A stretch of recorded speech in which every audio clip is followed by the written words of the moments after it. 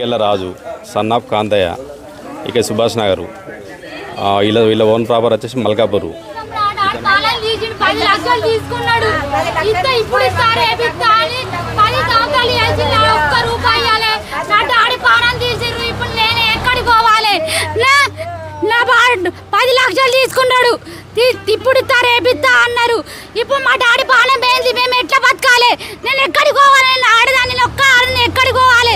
నేను ఎక్కడికి పోయి కావాలి? మా డాడీ నాకు కావాలి. ఇప్పుడు నాకు పైసలు కావాలి. మా పైసలు టెన్షన్ మా డాడీ చచ్చిపోయిండు.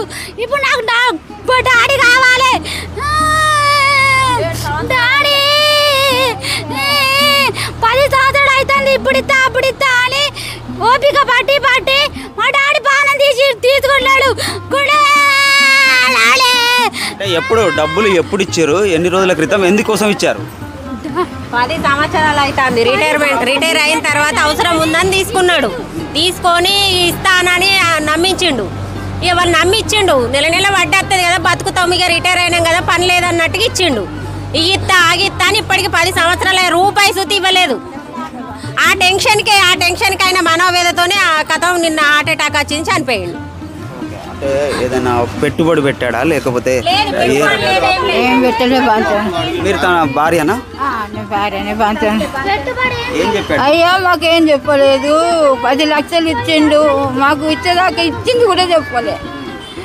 అత్తికి కొంత వేయిండు. ఎంతకాలం అవుతుంది ఇచ్చి? ఇప్పుడు ఇచ్చి 10 ఏళ్ళు అవుతుంది కావచ్చు అయ్యా. 10 ఏళ్ళ నుంచి ఏమైనా డబ్బులు ఇచ్చాడా? ఏమో 2000 3000 ఇట్లా ఆయనకు తడిపోయారు అంతే.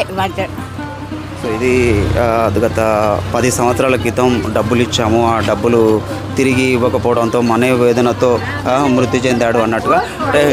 ఏం జరిగిందమ్మా క్లియర్? మీరు భార్యనేనా? ఏం జరిగింది చెప్పండి.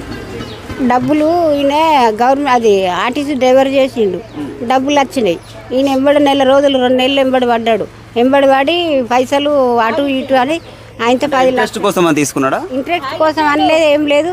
ఈయన అటు ఇటు తీసుకుపోయి వాకింగ్ తీసుకుపోయి అన్న నీకు ఇస్తాను, నేను తొందరనే ఇస్తా, 1 నెల రోజులు, ఒక్కటే నెలకి ఇస్తా అన్న అన్నాడు. 10 లక్షలు తీసుకొని 1 నెల పోయింది, 2 నెలలు పోయింది. ఇప్పుడు 6-7 సంవత్సరాలు అవుతుంది. ఇస్తలేడు. అడిగితే ఏమంటున్నాడు? అడిగితే ఇస్తా అంటాడు. 1000-2000 ఇచ్చిండట. ఏవి అయ్యా పైసలు ఇవ్వాలి అంటే ఇస్తలేడు అనుకుంటా రోజు అచ్చుకుంటా వేయండు. ఇచ్చుకొని నడిచి నిన్న నైట్ సర్కార్ హాస్పిటల్లో ప్రాణం తీసుకున్నాడు గుండెపోటుతోటి. అయ్యా బాగా మా బాధలు గిట్లున్నాయి. మా పిల్లలు 2 10 లక్షలు తీసుకున్నాడు. మీకు ఈయన ఎలా పరిచయం? ఆయనకి ఈయన పరిచయమా? ఈయన చుట్టం కాదు. ఏం పని చేస్తాడు? ఎవరు? డబ్బులు తీసుకున్నాడు ఆయన. ఏం చేస్తాడు? పోలీసు జాబ్ చేసిండు అయ్యా. పోలీస్ జాబ్ చేసిండు. నా ఇంటికి నడిచిండు. పోలీస్ జాబ్ ఇప్పుడు చేస్తున్నాడా? రిటైర్ అయ్యాడు. రిటైర్ అయ్యిండు. డ్రైవర్ గట్లా చేసిండు. ఎప్పుడు జరిగింది? ఇప్పుడు ఇది నైట్ ఎన్ని గంటలకి? 10 వరకు పోయింది. దేవుడు హార్ట్ అటాక్. హాస్పిటల్ తీసుకుపోయినా కానీ దక్కలే. మొత్తం ఎంత డబ్బు? మొత్తం 10 లక్షలు ఇచ్చినాం అయ్యా. 10 లక్షలు. ఆయనకు పేపర్స్ అన్ని ఉన్నాయా? ఉన్నాయి బాగా. మీ పేరేంటమ్మా? లక్ష్మి. చనిపోయిన ఆయన పేరు? కనకయ్య. డబ్బులు తీసుకున్న ఆయన పేరు? శంకరయ్య. వాళ్ళ దగ్గర రూపాయి దానం చేయడానికి ఇప్పుడు కిరాయి ఇవ్వడానికి కూడా లేదు. ఇప్పుడు వ్యాన్ కిరాయి కూడా ఇవ్వడానికి 10 ఏళ్ళు కష్టం చేసి వీళ్ళకి ఇచ్చి నన్ను మనోవేదనతో చనిపోయాడు.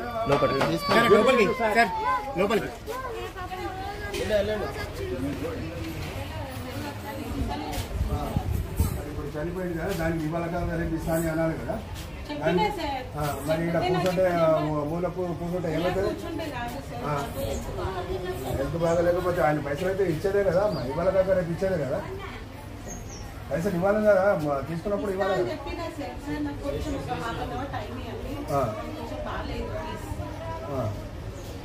ఎన్ని రోజులు తిరగబట్టి పెద్ద మనిషి? నేను చుట్టాలే కదా వాళ్ళు.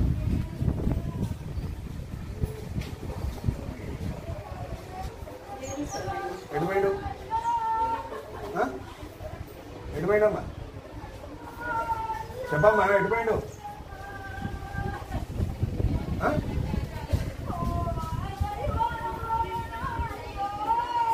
నంబర్ తీసుకున్నా సార్, కాల్ చేయండి. మీ భర్త నంబర్ ఇవ్వండి. నంబర్ ఇవ్వ, నేను మాట్లాడతా. ఇవ్వండి నంబర్ ఇవ్వు అమ్మా, నంబర్ ఇవ్వమ్మా. భర్త నంబర్ ఏంటి?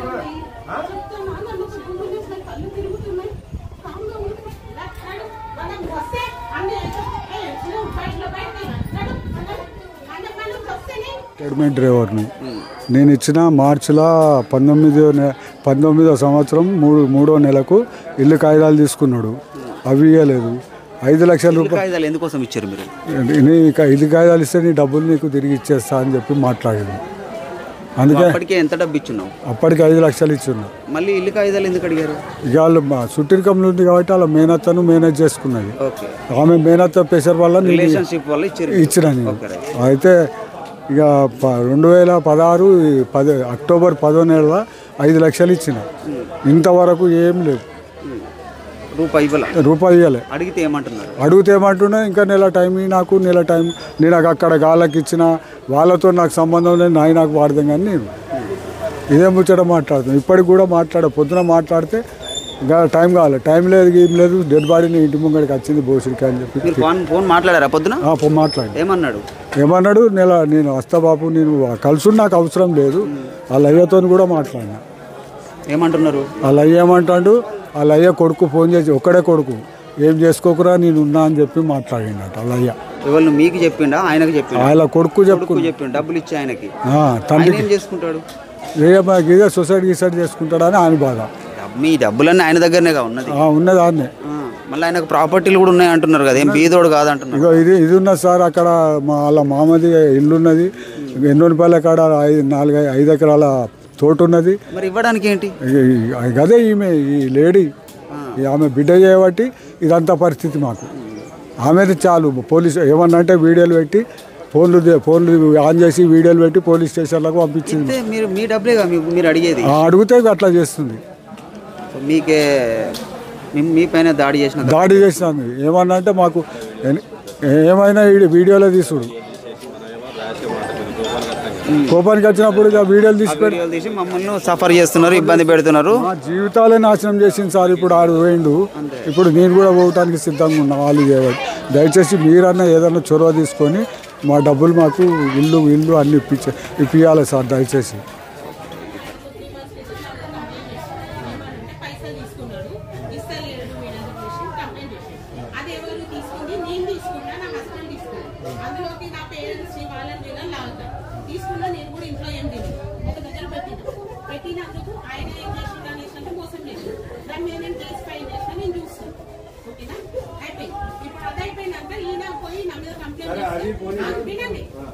చేస్తే నా దగ్గర అయితే ఇప్పుడు ఏం లేదు, నా సిచ్యువేషన్ ఇలా ఉంది, నేనేం చేయలేను అని అయితే సార్ ముందు మాట్లాడేసిన.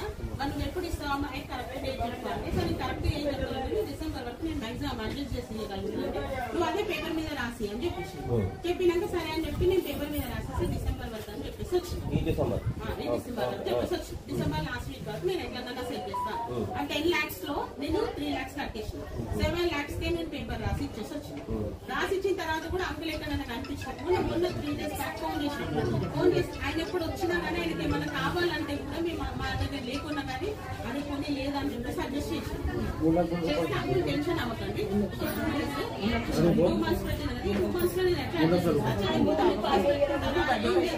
అప్పుడు చూడండి అని చెప్పేసి నేను మాట్లాడి పంపించాను. ఇప్పుడు నా దగ్గర చేయి అంటే నా దగ్గర కూడా లేవు అనుకుంది. ఇప్పుడు నేను కూడా దాదాపు 6-7 years నుంచి పోలీస్ స్టేషన్ల చుట్టూ అడగ దొరుకుతాను.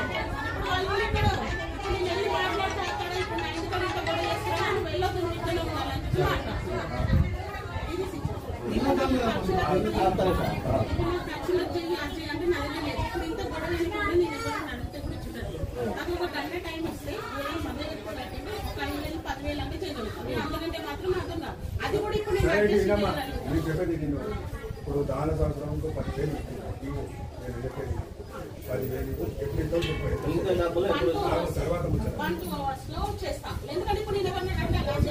ఇక్కడనే వాళ్ళు ఉంటే తీసుకురంటే ఆమె ఇస్తే 10,000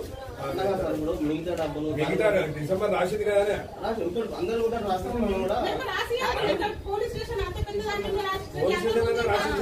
మనిషే వేయండి సార్, పోలీస్ స్టేషన్ లో రాసిచ్చడం అంటే ఏమన్నట్టు సార్.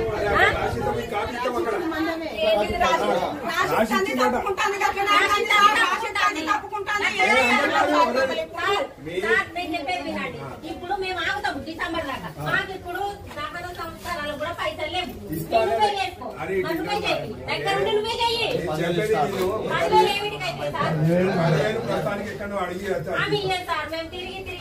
అంటుంది కదా ఇప్పుడే సరే సార్ మీడియా తీసుకొని వచ్చి మేము పైసలు గుంచబోతామా మీరు అంతేనా మీడియా సార్ సంతకం పెట్టాలి నువ్వు సంతకం పెట్టి మీడియా తీసుకొచ్చి నేను తీసుకొని పోతా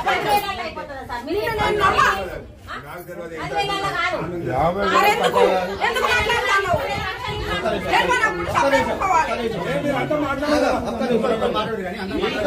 చెప్పినా సరే నేను ఎట్లా అట్లా అడ్జస్ట్ చేసి ఒక 2 గంటల టైంలో 10,000 అడ్జస్ట్ చేస్తాను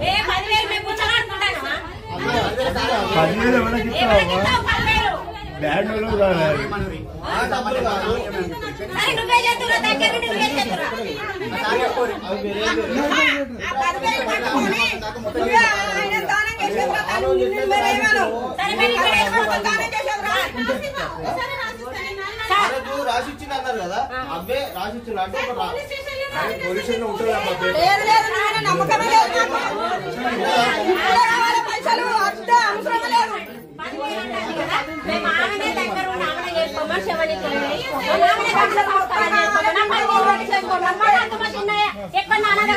అనుకుంటాం ఊకుంటాం సర్దా బాన్సర్ మీకు దండం పెడతాం ఈ నేసిపోతాం ఆమె చేసుకోమను ఒక మాట కరెక్ట్ మాట్లాడు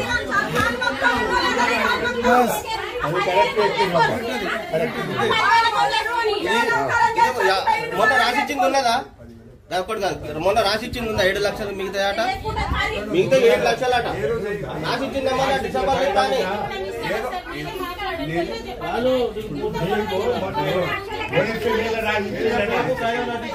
మొన్న పోలీస్ స్టేషన్ ఉన్నదాట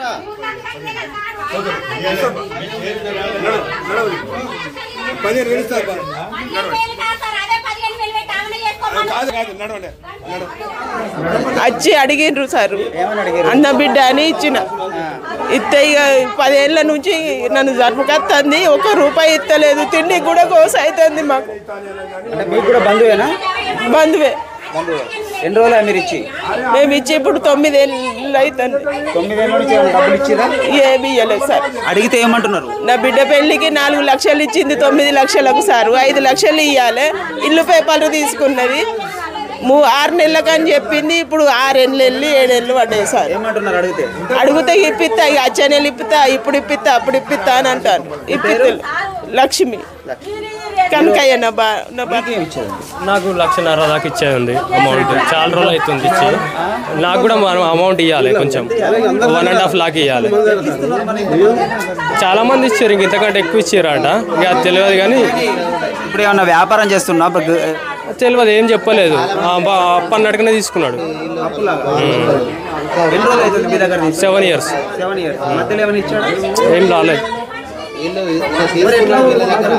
కొన్ని రోజులు కొంచెం వడ్డీల రూపంలో అందరికి ఇచ్చిన అన్నాడు అంతే కానీ అసలు అయితే ఇక రాలేదు ఎవరికి సరిగా ఎవరికేమో కానీ నాకైతే రాలేదు శ్రీధర్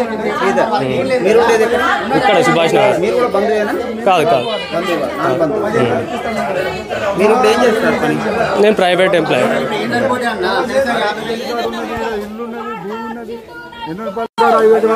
పొలం తోట ఉన్నది ఇవన్నీ పెట్టుకొని మమ్మల్ని పరిశాన్ ఎందుకు చేస్తాను సార్ ఆ తండ్రిని కూడా మాట్లాడనియరు ఇప్పుడు మా పరిస్థితి ఎందుకు అడిగినప్పుడల్లా ఇవి రాసిచ్చుడు చెక్కులు రాసిచ్చుడు వాళ్ళు రాసిచ్చినాయినా ఇవన్నీ వాళ్ళు రాసిచ్చినాయి సార్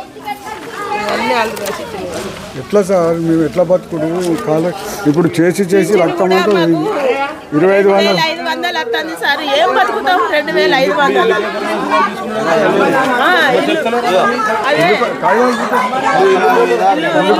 తీసుకొని ఇల్లు పేపర్లు తీసుకొని వేరే వాళ్ళకి ఇచ్చుకొని నాకు ఇస్తలేదు ఇల్లు పేపర్లు ఇంకెళ్ళ రాజు సన్ ఆఫ్ కాంతయ్య ఇక సుభాష్ నగరు వీళ్ళ ఓన్ ప్రాపర్ వచ్చేసి మల్కాపూరు ఇతను మాకు మా అమ్మకు మేనవాదిని వాళ్ళమ్మ మమ్మల్ని లక్ష్మీపూర్ పంప్ హౌస్లో సబ్ కాంట్రాక్ట్ పడతాం కాంట్రాక్ట్ అని చెప్పేసి కరెంట్ ఆఫీస్లో ఉందని చెప్పేసి మాకు ట్రాక్టర్ ఉండే ఫ్రంట్ బ్లేడ్ ట్రాక్టర్ ఉండే అది అందులో ఒక 2 నెలలు నడిపించి మమ్మల్ని నమ్మించి నాతోని విడుదల వాదిగా దగ్గర ఒక 15 లక్షల రూపాయలు తీసుకుంటాడు ఇప్పటి వరకు మేము వీళ్ళ ఇంటికి వచ్చి అడిగిన ప్రతిసారి వీళ్ళ భార్య ఫోన్ పట్టుకొని వచ్చేసి రికార్డ్ చేసుకుంటా డయల్ 100 కాల్ చేసుడు, నేను మీరు ఏం చేస్తారో చేసుకోపోరు, మీరు ఏం చేస్తారో పిక్కోపోరి అని వల్గర్గా మాట్లాడడం తప్ప మాకు ఇంతవరకు కూడా డబ్బులు ఇవ్వట్లేదు. తను ఇంకా నేను వేరే కాడ ఇన్వెస్ట్మెంట్ పెట్టినా అని చెప్పి చెప్తాడు, కానీ అక్కడికి మమ్మల్ని ఎవరిని కూడా తీసుకుపోతలేడు.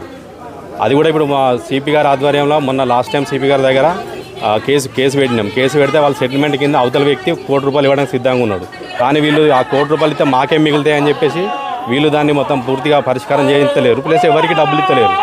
నేను కాకుండా నాతో పాటు ఒక దగ్గర 60-70 మంది బాధితులు ఉన్నారు. ఇది ఒక 7-8 కోట్ల స్కామ్. ఇది రోజు ఇక్కడనే ఉంటాడు. అతను క్లీనింగ్ వర్క్ అని కూడా దగ్గర అతను కూడా నెలకు ₹1,50,000 వరకు సంపాదిస్తాడు. అతనే తక్కువ సంపాదిస్తలేడు ఇతన్ని రాజు అనే వ్యక్తి కూడా. కానీ ఎవరికి అందుబాటులో ఉండలేడు. ఎవరిని అడిగితే అన్నాన్ని మీకు ఇవాళ ఇస్తా, రేపు ఇస్తా, నెలకిస్తా అని 7-8 సంవత్సరాలు గడిపింది ఇప్పటి వరకు. కానీ ఎవ్వరికి కూడా, నాకని కాదు ఎవ్వరికి కూడా ₹1 కూడా ఇవ్వలేదు. పేరు ప్రసాద్. నేను రాజు వాళ్ళ క్లాస్మేట్ని, డిగ్రీ క్లాస్మేట్. మేము దాదాపు డిగ్రీ క్లాస్మేట్లో ఒక 20 మందిల దగ్గర 10-15 మంది దగ్గర అమౌంట్ తీసుకున్నాడు. ఒక్కొక్కరు 50 నుంచి 60 లక్షలు, ఒక్కొక్కరు ₹1,00,000 ఇచ్చిన వాళ్ళు కూడా ఉన్నారు. ఇప్పుడు దగ్గర 2014-15 నుంచి స్టార్ట్ చేస్తే 17లో ఈ స్ట్రగుల్ స్టార్ట్ అయిందంటే ఇంతవరకు ₹1 కూడా క్లియర్ చేయలేదు.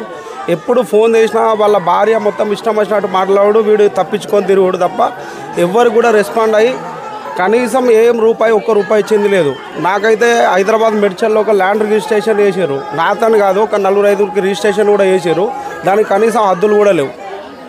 మనిషికి 1 గుంట 2 గుంటలు రిజిస్ట్రేషన్ చేసారు. హద్దులు లేకుండా ఉండి కూడా ఇప్పుడు ఆల్మోస్ట్ 4-5 ఇయర్స్ అవుతుంది. చాలామంది ఇదే సఫర్ అవుతున్నారు. ఎవరికి చెప్పుకోలేకుండా వస్తున్నాం పోతున్నాము. మేము వీడికి వస్తే వాళ్ళకి డైరెక్ట్ 100కు ఫోన్ చేసుడు, మమ్మల్ని మా మీద కేసు పెడతామని చెప్పేసి బెదిరించుడు. ఇది జరిగి ఇప్పుడు మేమేందనంటే ఆశకచ్చిగా ఏం జరుగుతుందా అని చూస్తూ ఉన్నాము. వాడిని ఎక్కడ దొరుకుతారా అని చూస్తున్నాగా దొరకట్లేదు మాకు కంప్లీట్గా. చాలా వరకు అయితే వెయిట్ చేస్తున్నాము. ఇది ఇలా జరిగింది, ఎలాగైనా యాక్షన్ తీసుకొని వాళ్ళ దగ్గర నుంచి వెళ్ళి ఈ బాధితులకు ఖచ్చితంగా న్యాయం చేయాలని మేము కోరుకుంటున్నాం. ఇక వాళ్ళు కనుక 5 లక్షలు ఇచ్చినట్టు అది మనకు తెలియదు. అంటే వీళ్ళు ఏం చేసినారంటే కంప్లీట్గా ఒక్కరికి తెలియకుండా ఒకరి దగ్గర డబ్బులు తీసుకున్నారు. ఈరోజు నా దగ్గర తీసుకున్నారు, నా ఫ్రెండ్ దగ్గర కూడా తీసుకున్నంత వరకు కూడా నాకు తెలియదు. ఇట్లా కంప్లీట్గా ప్రతి ఒక్కరి దగ్గర కలెక్ట్ చేసారు. దగ్గర ఒక 10 కోట్లు. ఈ రాజు సంఖ్యల రాజు వాళ్ళ మామ అని చెప్పేసి వాడి పేరు ఏం పేరు, వాడు నాయని సాయికృష్ణ. వాళ్ళ కూడా ఇక్కడనే సుభాష్ నగర్లోనే ఉంటుంది వాళ్ళ ఇల్లు. వాళ్ళ అమ్మ నాన్న 2 ముసలోళ్ళు. వాడు దొంగ. వాళ్ళ పిల్లమేమో ఏఈ అని చెప్పేసి హైదరాబాద్లో కూడా హరిప్రసాద్ గౌడ్ అని చెప్పేసి వాడిని మధ్యలో బ్రోకర్ గాని తీసుకొచ్చారు. ఒక 5 విజయవాడ నుంచి ఒకరిని తీసుకొచ్చారు. ఇట్లా కంటిన్యూస్ చేసి మాకు భూములు ఉన్నాయి, ఇక్కడ మేము ఇన్వెస్ట్ చేసినామని చెప్పేసి హైదరాబాద్లో అయితే మమ్మల్ని కంపల్సరీ పిచ్చి కుక్కలు లెక్క దింపి ఈరోజు రోడ్ల మీద పడేసారు. నాకు దగ్గర ఇప్పుడు 70 లక్షలు రావాలి. ఏ పర్పస్? బిజినెసే అంతే. బిజినెస్ అని అంటే నా దగ్గర డబ్బు లేకుండా నేను ఒక్కొక్కరి దగ్గర తీసుకొచ్చిస్తే వాళ్ళకి దగ్గర నేను 40-45 లక్షలు కట్టిన. బిజినెసే సార్. ఇప్పుడు మన సబ్ స్టేషన్లా కాంట్రాక్ట్ చేస్తున్నాము, మేము వైన్స్ చేస్తున్నాము, శాండ్ బిజినెస్ చేస్తున్నాము. మేము ఇప్పుడు సాయికృష్ణ ద్వారా మేము కంప్లీట్గా నేను చేస్తున్నా అన్న. నేను ఏదున్నా కూడా నాదే బాధ. నా దగ్గర అయితే లాస్ట్కు అందరి దగ్గర అమౌంట్ తీసుకున్న తర్వాత నేను అసలు చాలా స్ట్రగుల్లో ఉన్న తర్వాత కూడా అందరూ మా ఫ్రెండ్స్ అందరూ డబ్బులు ఇచ్చారు. నేను ఇవ్వలేదు. నేను దగ్గర డబ్బులు కూడా లేకుండే. డబ్బులు అంటే వాళ్ళు కంప్లీట్ ఏంటంటే విడతల ఒకరి తర్వాత ఒకరికి ఏంటంటే నమ్మించి మోసం చేయాలి. ఫస్ట్ ఒకరికి ఏం చేసినంటే డబ్బులు తీసుకున్న తర్వాత ఫస్ట్ ఒక 1-2 మంత్స్ ఇంట్రెస్ట్ లెక్క ఇచ్చారు. అది ఇచ్చిన తర్వాత ఒకరిని చూసి ఒకరు అరే డబ్బులు వస్తున్నాయని చెప్పేసి వాళ్ళకి ఇవ్వడం. వాళ్ళు ఏంటంటే కథ ఒక 1-2 మంత్స్ 2-3 ఇయర్స్ అయితే నడిపించారు. నేను ఇచ్చిన తర్వాత 2 మంత్స్లో 3 మంత్స్ ఒక 6 మంత్స్లో క్లోజ్ చేసి పడేసాను. ఇక అమౌంట్ ఇచ్చలేదు. వాడు క్లోజ్ చేస్తే కంప్లీట్గా అప్పటి నుంచి దొంగ లెక్కనే తిరుగుతుంది.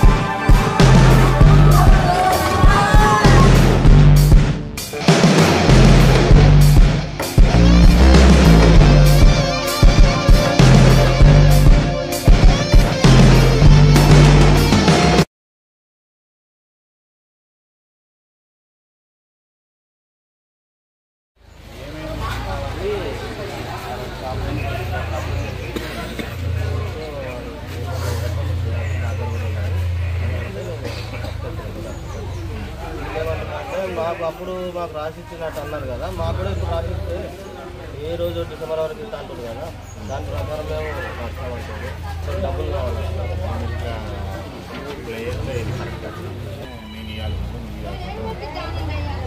వాళ్ళు అడుగుతామంటే వచ్చినాం సార్. మేము పెట్టుకోవడానికి రాలేదు. అంటే మీరు పద్ధతిగా ఉండాలమ్మా. ఇప్పుడు నువ్వు నష్టపోయినావు, అవునా? నీకు డబ్బులు ఇవ్వాలని చెప్పి నష్టపోయినావు. ఉల్టా మళ్ళీ చేసేదంతా మళ్ళీ నీకు నష్టం చెప్పాడు లేదు కదా. మరి అట్లా చేయాలని చెప్పని అమ్మ కోర్టులో వేసుకోవాలా? దానికి ఉంటాయి 7 ఏళ్ళు పట్టిందా 2 ఏళ్ళు పట్టిందా అమ్మ, అది అందావా? అట్లా కాదు. మంచి దగ్గర వ్యవస్థలు ఉన్నాయి, కోర్టులు ఉన్నాయి, కోర్టుల దగ్గరికి పోవాలా, కోర్టుల దగ్గరికి పోవాలా. అర్థమైనా? కోర్టులను కాదని చెప్పని ఇట్లా మీరు పద్ధతిగా ఉండండి.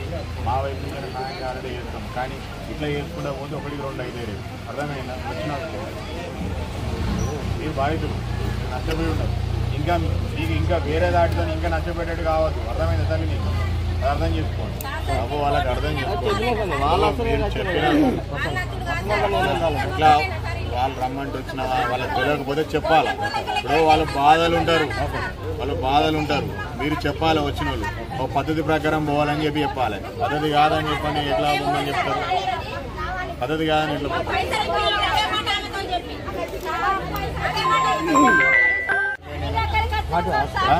హాస్టల్ తెచ్చుకోండి, హాస్టల్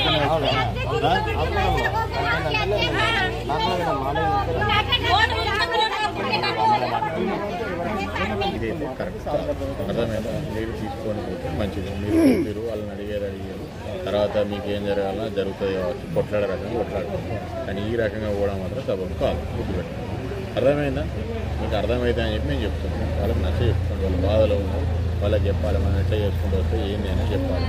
లేవా చట్టాలు ఉన్నాయి, వ్యవస్థ ఉన్నది, కోర్టు ఉన్నది, అన్నీ ఉన్నాయి. కాబట్టి దాని ప్రకారం పద్ధతి ప్రకారం పోవాలి. టైం పెట్టింది ఇస్తానంటే అదే రాసి ఇవ్వను సార్. 15 రోజులు 20 రోజుల్లో రాసి ఇవ్వమంటున్నాను. రాసి ఇచ్చినాము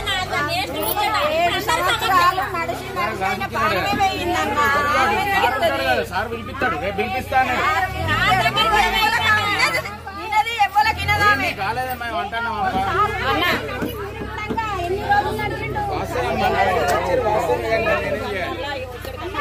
అమ్మ దేనికైనా పద్ధతి ప్రకారం పోవాలా. అర్థమైందా? సహకారం చేసేంతసేపు సహకారం చేస్తారు.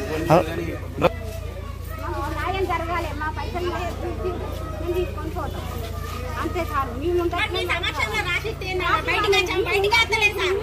మీ సంవత్సరంలో రాసి మీరు అందరూ ఉన్నారు కదా.